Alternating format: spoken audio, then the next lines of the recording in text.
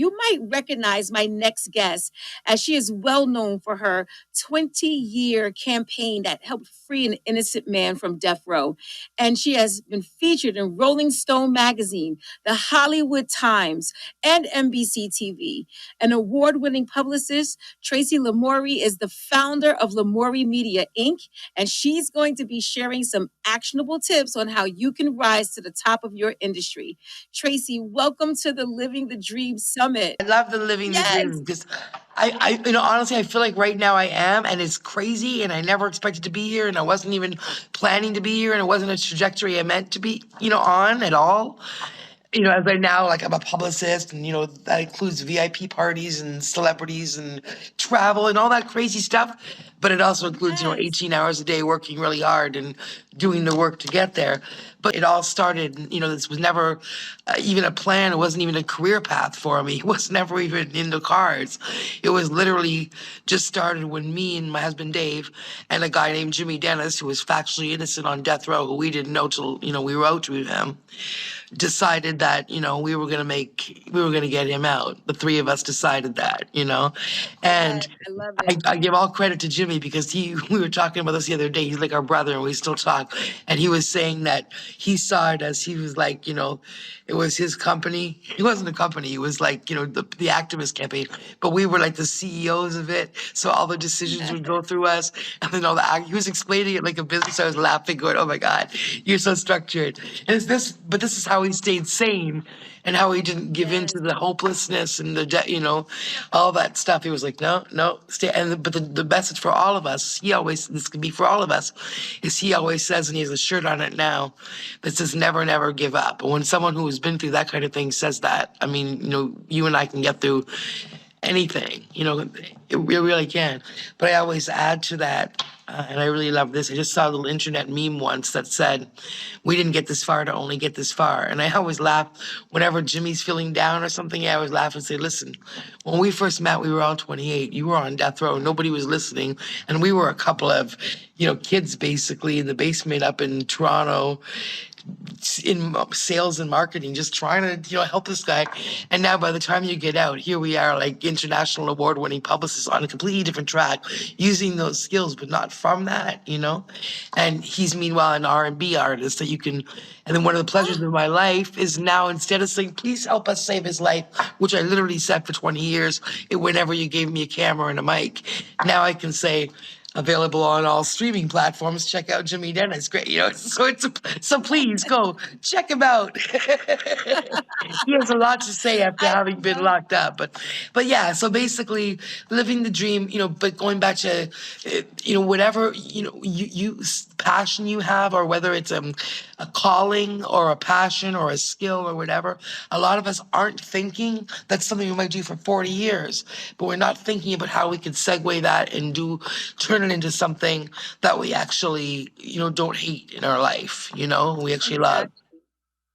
I love what you said, how it all started. It started with a decision, because you're right. I think it all starts with a decision to just move forward in something. And in this case, it was saving Jimmy's life from death row, right? And so, but then it grows into something else, and you completely leaned into it. And that also was a decision. So I know you just said it started from one press release, but where did it go from there? How did you get to be an award-winning So publicist? basically, it Tell was me a like little two about little the journey. trajectories. The first one was from 1998 when we were 28, and my husband learned to make the web page, and I learned to write the press release, to get the message out about Jimmy. And over the next, in between that time and then the 17 years after, or 2017, he was released. So like 19 years. For the first 10 years, we were doing some really intensive media, which we learned to literally do. I mean, I literally went to Alta Vista. If you're old enough to remember, it was pre-Google, Alta Vista. And that's where I learned. I I am. remember, I was going to say Googling. I remember searching, because we didn't Google in those days, Right. searching how to write a press release and seeing the model. And I mean, I've always been a writer. So I'm like, okay, for immediate release, the date, 3 paragraphs, boom, fine. And then I didn't know where to send it. So I would literally research blindly, and we sent it everywhere from New York City to Turkey, any newspaper we could find, info at. And it was really hard in America to get media in those days. It was pre all the podcasts about wrongful convictions. Once the door was slammed shut, it was slammed shut, and that was it. It was really hard to get any media. But we got some international media. We got media and television and radio and newspapers in Canada, in Australia, in France, in all over Europe. So eventually there became a team of people, and they were, doing media. We were all getting media attention, and it all just, learned how to put that little story together. And initially it was just passionately reaching out and believing that, we could get it done. And so sure enough, we'd get a little bit here, a little bit there, and then it would get a little bigger and a little bigger. But then the lawyers came in, the lawyers that we dreamed of getting, because that's why we started doing it. We thought we can't help this person. We don't know what to do. And he was a stranger to us. We literally learned about this case from the internet, and it was a very small little thing on the internet. Nobody was helping him. And we were like, how innocent can this guy be? And I don't know why we decided to write him, but we did. And he wrote back 22 pages or 28 pages written on both sides of all the detail. So what do we do then? Oh, that's great. That was a nice read. Thanks. No, obviously now we're like, oh my God, what are we going to do? Like, we have to do something. We weren't lawyers. We certainly weren't publicists. We had no money. We didn't know how to do anything. So we just thought, well, if other people read what we just read, they're going to be as disturbed as we were. That's why we put it up there. And, so, it was just it was more like of an activist thing than a media campaign. But then we learned how to do the media campaign in the middle. But then when the lawyers got involved, which was the dream, right? We wanted lawyers. Yeah. They were like unicorns. They came in from Washington, D.C. They were looking for a case of factual innocence, which is like in the movies. Because of all the media work we'd done, everywhere they asked, the people were saying, check out the Jimmy Dennis case, check out the Jimmy case. So when they came in, as lawyers do, they were like, okay, lower down the media, we're doing it in the courts. We want to go to the court system. That's classic lawyer. They're doing their court thing. They believe the courts. They don't want a lot of noise out there. Well, so we were like, okay, we're standing down. We're just at that point supporting Jimmy personally. We're not doing media outreaches. So we didn't go right from all this Jimmy media to the next day media going, hey, I'm going to be a publicist. It wasn't like that. It was like, so nobody knew. It was probably several years in between. And then I just had an epiphany one day when I was sitting there going, oh, gee, I guess. And funnily enough, I went to one of these freelance sites in the old days. 10 years ago, I started my career on one of these freelance sites. And one of my first clients, this is mind blowing. This is how I knew I'm on the right path. And I was like, oh my God, I can't believe she's hiring this dumbass white girl from Canada. But seriously, when I tell you who this is, one of my first clients was Dr. Professor Angela Sadler Williamson, who is Rosa Parks' cousin, literally the cousin of What? Rosa Parks. And What? right? And right? My Life with Rosie was her film about her cousin. And since then it's become a children's book and all that, award winning on Prime as one of the top 10 films of the Black experience, all this stuff. But we met on this little Yes. freelance site. She hired me. She liked my background, with the Jimmy stuff and everything. And I was like, wow, oh my Yes. God. So now I'm really in the game. I'm writing press releases for her, and that just gave me the confidence too to be like, yeah, no, I'm a publicist now. It's not just, Yes. So, and then I just, so I started doing that. And now, I mean, again, I've never placed an ad. I just am completely self-taught. I just figured it all out, which I think is better in a way. Now I'm always asked to speak to other publicists even about how you do this and how you do that. And so I don't know what they teach you in the 4 years you go to publicist school, but, but I think I figured most of it out. Absolutely. Sometimes all we need to do is lean into it. And you're right, because I'm before Google as well. Um, but everything now is Googleable, right? But so even more so, it's easier. But it's nothing like having someone like you come in and share the experiences. And my hope is that people hear this story and they just lean into and follow the thought that they had, the gut that you had. And so I know that one of the things that people gives people pause is the fear of the unknown, right? So what are some of the hurdles that you may have gone through, that you had to get through, and what did you learn from those things? Yeah, I think people just need to realize, everything is closer than you think. Like you can literally, I always say it doesn't matter, the only difference between you and the person on the stage getting the awards or the person in your field getting interviewed on TV or whatever is that they put themselves out there, they made themselves available, they let people know, what they do. So that's from a publicity point of view, but really that says a No, lot I about love it. everything, right? Showing up is Yes, half of being there. yes. And really just taking that first step. Like say you're thinking, oh, I want to write a book, but it's just crazy overwhelming. Well, there's a couple ways you could start. One, you could just sit there and start writing. Now you're a writer, because now you're writing. Just don't dream Right. it, be it, like they say in the Rocky Horror Picture Show song. Yeah, I love that. Because I hate fake it till you make it. I don't like that at Yes. all, because I'm like about I being don't either. genuine. But I get what they're trying to say Yes. with that. And I said, no, no, they're trying to give people the confidence, say, even if you're not there, do it, right? It's forget Right. about fake it till you make it. It's don't dream it, be it. So just start Be it. writing. Now you're a writer. I want to be a singer. Well, sing. You're a singer. If you want to write a book, either start writing it or like if you're not even there yet, go and Google, go and learn 5 things about the publishing process. Go and learn, become Yes. familiar. Like me, had a dream last year. I came to Malta to speak for a speaking engagement. Don't know anything about this little crazy little island in the middle of the Mediterranean. Nothing, no contact with it. But we fell in love with it. We were like, man, I'd love to be here, for 3 months of the year. And this year, when I had this speaking engagement, we booked it for 2. We said, you know what? And we started looking for Airbnbs.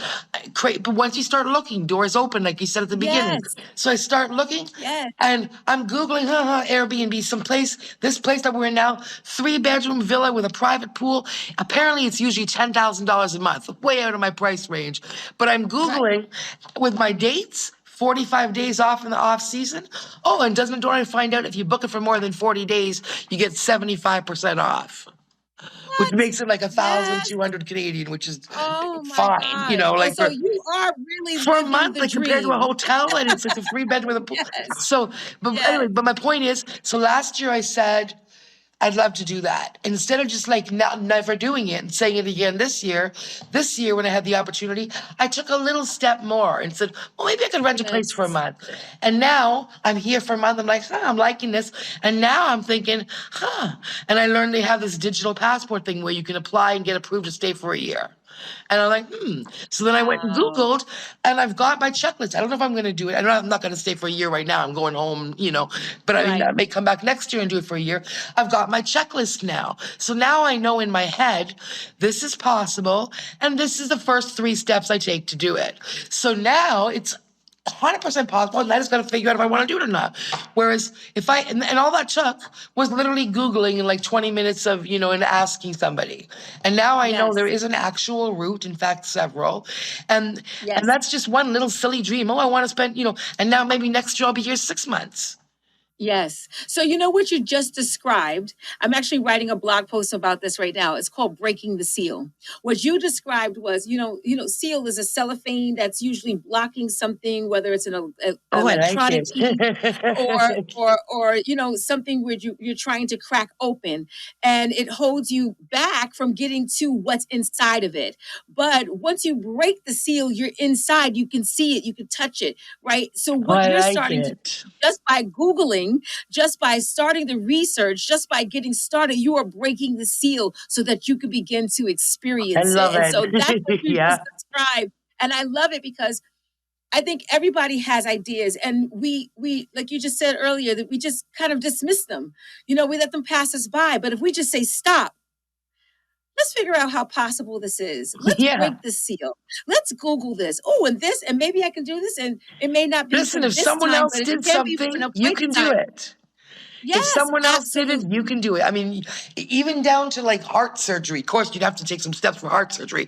But I mean, Right, right. no matter what there is, but seriously, yeah, that one you might want to go to school for. But no, no, but I don't know. I haven't tried. But, Well, no, there's but actually a story, and oh God, I can't think of his name right now. Most Def played the actor, where there was a janitor who actually learned how to do heart surgery on oh children, my and he God. taught the doctor how to do it. Wow. I hate that I cannot remember right See, there now you who it go. There was, you go, though. but Anything that but someone it's else has possible figured because out.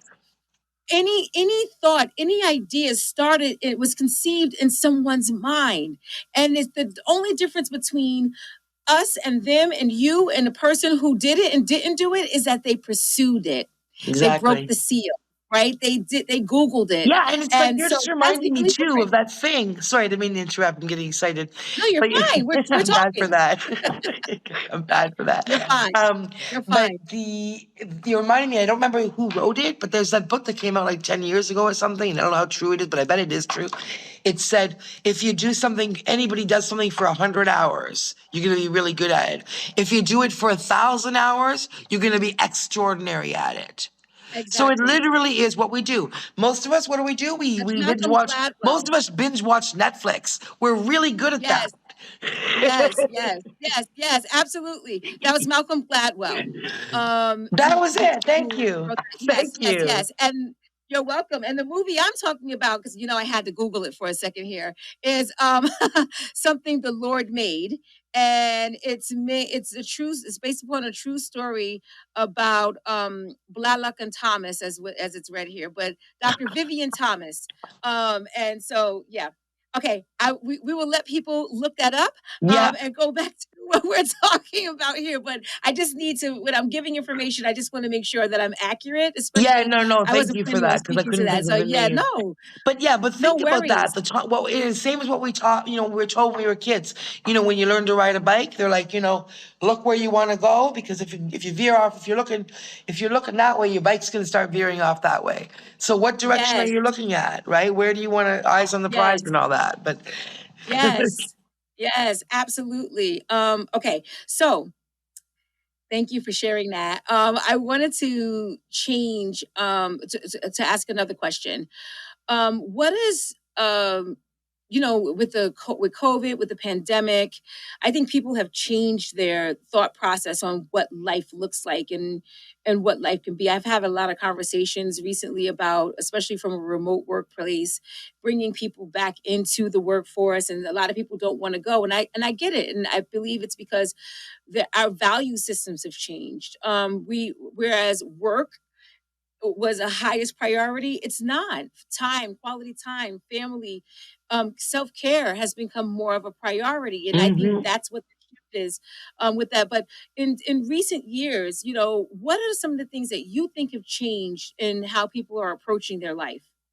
Yeah, no, I think all the things you touched on there are true. And people have seen also, I think another good point is that they've seen the possibilities, that it is possible to effectively work from home, which I've been doing for 20 years and you could not get me back to it. It's funny, I went to visit a client in an office 2 weeks ago. It was so fun. It was like I was laughing because it was like a novelty. I was like, hey, look at the desk and the people with their little it's so cute how they have their cups and their pictures. And I was actually having fun. Then I was like, I would have fun at this for about 3 hours.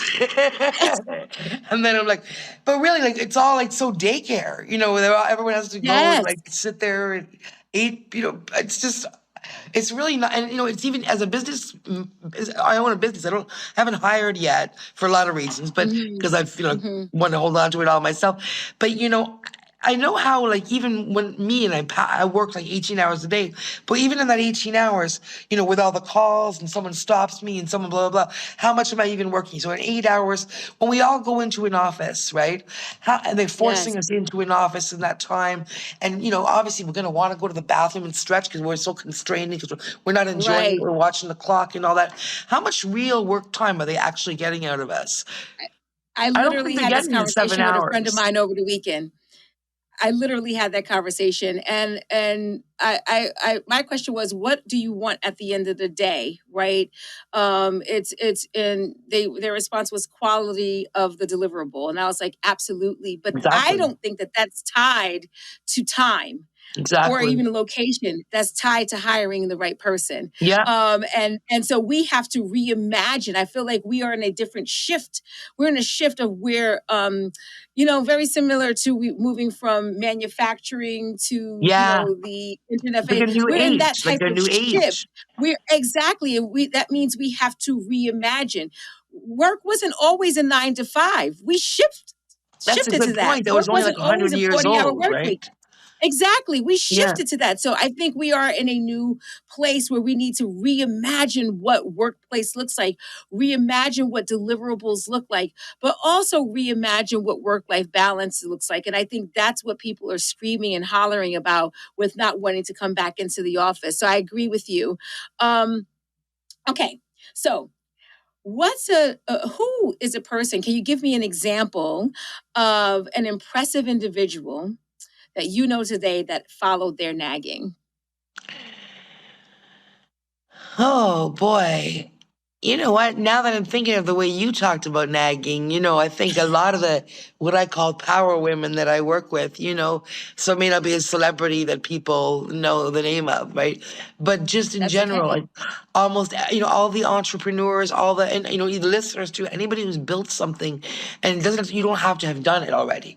Built, conceptualizing, making something happen, from your creative spark, whether you're a creative and you're talking about a movie, a film, or TV, or a book, or Yes. whatever, or whether it's, you're building your personal lifestyle, your dream with a business or something you're creating for your community or for other people, you know.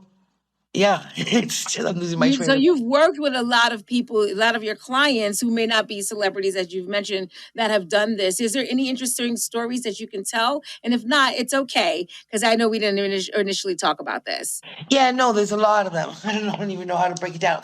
I've got one that comes to mind right now because we were here in Malta, where when she heard I was coming to Malta, she came here too because she's okay. So I have a client, she's Maltese Canadian, and I didn't know anything again, Mm, nothing to do with Malta. This was after my dream already started, where I was passionate about it, and everyone knew I was talking about it. And then I get an email one day from somebody said, I was referred to you. I'm looking for a publicist, preferably a goddess. I didn't know what she meant. Turned out she was joking, but she was doing a project about Malta, in honor of the rising goddess of Malta, about 8,000-year-old mm, archaeological history here, right? And so she's mm, a dancer, whatever. So anyway, it's been her dream for years and years to do this.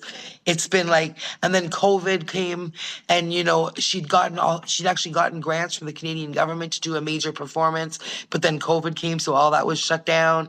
But she still found a mm. way around it. She ended up, going through getting all the COVID regulation, but still being able to get like four actors, and they did like kind of acrobatics version to try to make it look like. So they did like, have you ever seen just actors on a stage and they filmed that? So not like a movie, Yes. but like a stage show that they filmed, and she showed Yes. that, and she ended up showing that like as a film to like a big kind of rock star production in Toronto. And then when she found out I was coming here, she came over here because she's always had a dream of having this production happen at the site of the 8,000-year-old temples, which are like some of the oldest structures that humans have built ever. I think it's the second oldest, and it's here in Malta.